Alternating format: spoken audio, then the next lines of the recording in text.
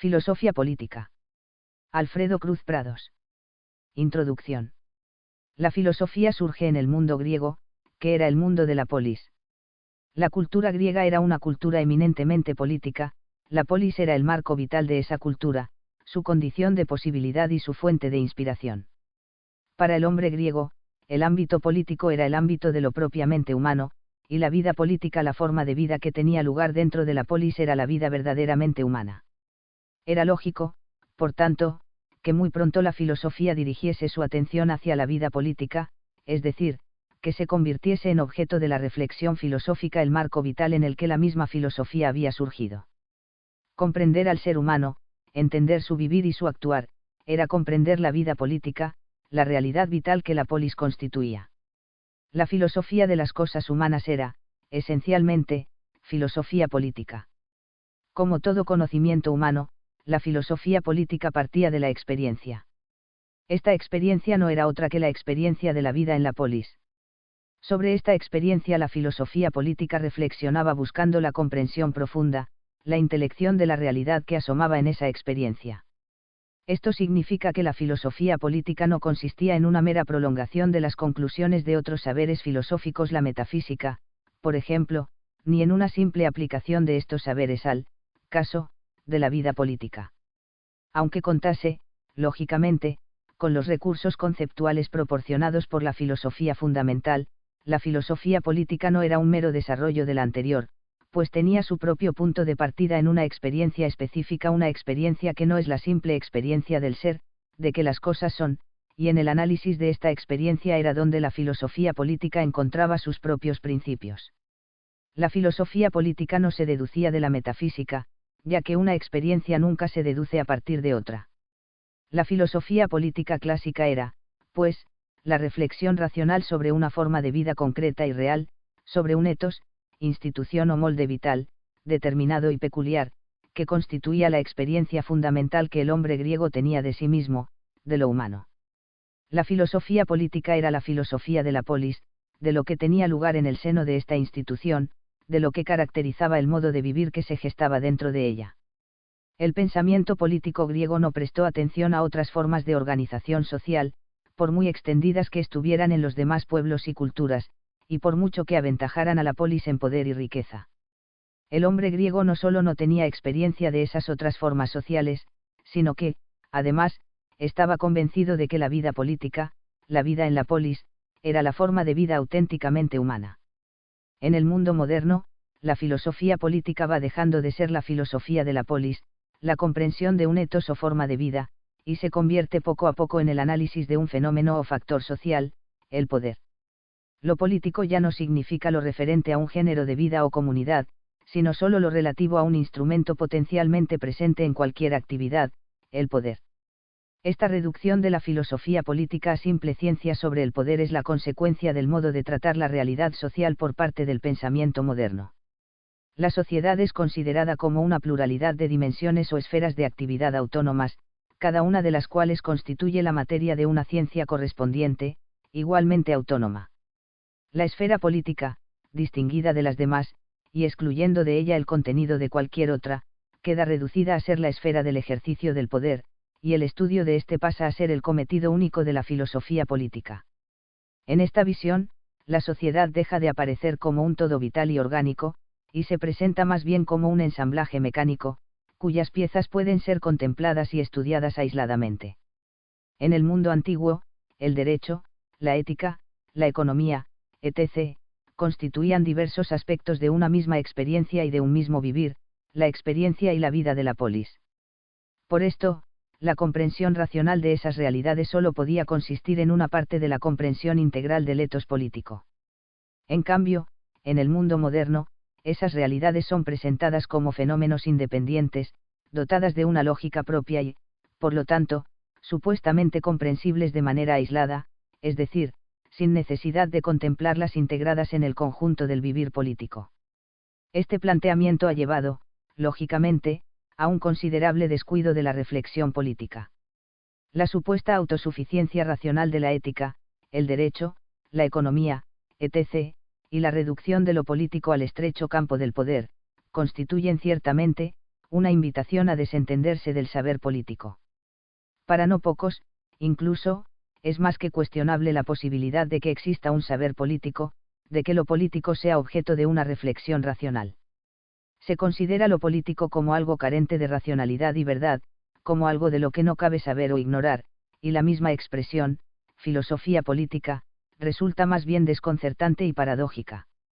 Para recuperar la conciencia del valor de lo político, y de la posibilidad y trascendencia de su conocimiento racional, es preciso desandar en buena medida lo andado, y volver a entender que la realidad política no es un elemento más de la estructura y dinámicas sociales, sino que es la misma realidad de la polis, la misma realidad de una forma social determinada, considerada como un todo. Comprender a fondo esta forma social, este género de vida colectiva no solo es posible, sino que es, además, necesario para llegar a comprender acabadamente las realidades humanas que se dan dentro de ella. De la verdad y racionalidad políticas dependerán la verdad y la racionalidad de las actividades, funciones y relaciones que formen parte de la vida política, ya que, aunque quepa una consideración abstracta y absoluta de estas realidades analizándolas en sí mismas y aisladamente, el sentido pleno de ellas solo se alcanza cuando se las considera en su condición verdaderamente práctica, es decir, en su condición de acción o praxis concreta que es parte y determinación de una praxis global, una forma de vida.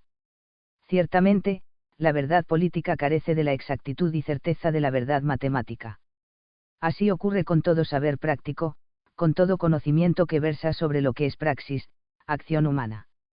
La posibilidad de certeza y precisión de un saber es inversamente proporcional a la complejidad de su objeto.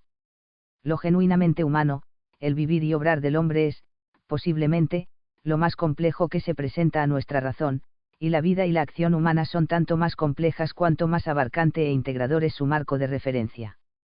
Pero esto no significa que no exista verdad sobre lo político, y sobre lo práctico en general.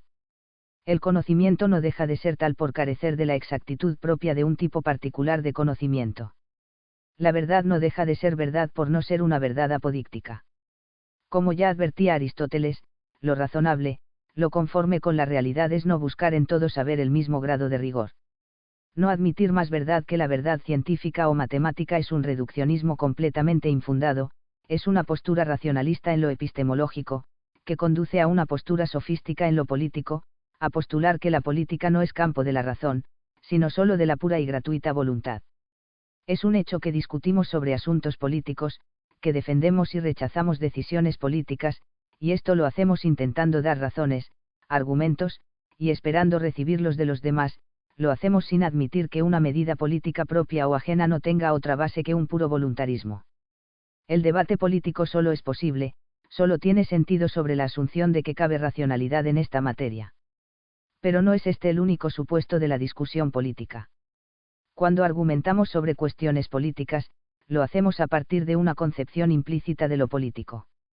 No bastan las ideas sobre otras materias para guiar nuestro razonamiento político. Solo desde una determinada concepción de lo político es posible discriminar los argumentos políticos como válidos o inválidos, como correctos o incorrectos. Los argumentos que utilizamos, las razones que seleccionamos como válidas y probatorias suponen necesariamente un modo de estar entendiendo la realidad política. Es preciso hacer explícita la concepción de lo político que se encuentra supuesta en nuestra argumentación, y proceder a analizarla racionalmente y a comprobar su validez. Solo de esta manera podemos estar en condiciones de elaborar con solvencia nuestros razonamientos políticos. Esta tarea es la tarea de la filosofía política. Solo si es posible una reflexión crítica y racional sobre lo político, será también posible la existencia de argumentos políticos que no se apoyen meramente en una posición previa de la voluntad. Solo si es posible la filosofía política y si la practicamos efectivamente será posible superar la mera ideología. Reflexionamos sobre lo político para comprender esta realidad, para entender acabadamente qué es la vida política, qué hacemos exactamente al compartir este género de vida, al participar de la actividad política. En esta comprensión, se nos hace patente la auténtica racionalidad política. A la luz de aquello en lo que consiste realmente nuestro vivir político, de aquello sobre lo que versan nuestras acciones y decisiones políticas, podemos discernir qué razones son auténticas razones políticas, es decir, qué tipo de razones afectan legítimamente a esa clase de acciones y decisiones. Con frecuencia, el lenguaje que utilizamos para hablar de lo político nos oculta la realidad que pretendemos estar expresando. Los términos pueden ser engañosos e impedirnos reconocer lo que realmente está ocurriendo en la vida política, y lo que realmente estamos haciendo con nuestras acciones políticas. El lenguaje político nunca es neutral, pues es siempre deudor de una determinada concepción política, de la que emana como expresión característica. Atenernos acríticamente a un determinado lenguaje político equivale a depender de una concepción política de la que quizá no somos conscientes. Por el contrario, reflexionar sobre la realidad política comporta, necesariamente, llevar a cabo una crítica del lenguaje político.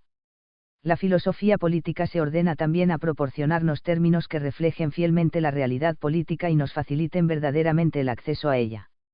Disponer de estos términos es condición necesaria para la formulación de argumentos que de veras recojan aspectos reales de lo político. Un lenguaje político veraz es condición para que sea posible un diálogo político auténtico. No es función de la filosofía política proporcionar soluciones concretas, indicar objetivos políticos determinados.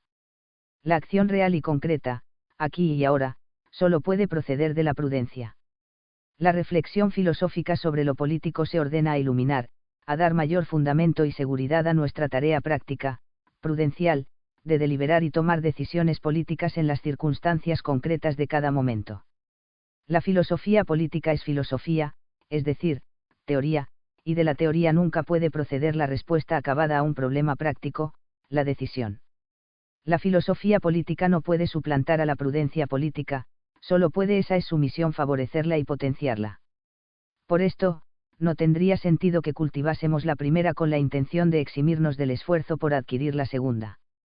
En el fondo, el saber político completo y actual, la competencia en el juicio político y en la acción política, solo reside en la prudencia política. Por esta razón, cuando una teoría política se nos presenta como poseedora de la clave definitiva de lo que hay que hacer políticamente, cuando pretende proporcionarnos la pauta inmediata de nuestra acción, podemos estar seguros de que no se trata de una auténtica teoría o filosofía política, sino de una ideología, un pensamiento que se origina desde el compromiso con un objetivo político particular y que no es sometido a crítica racional. Una teoría que marca directamente un objetivo concreto no es más que un pensamiento estratégico, que teoriza cómo alcanzar ese objetivo, previamente propuesto.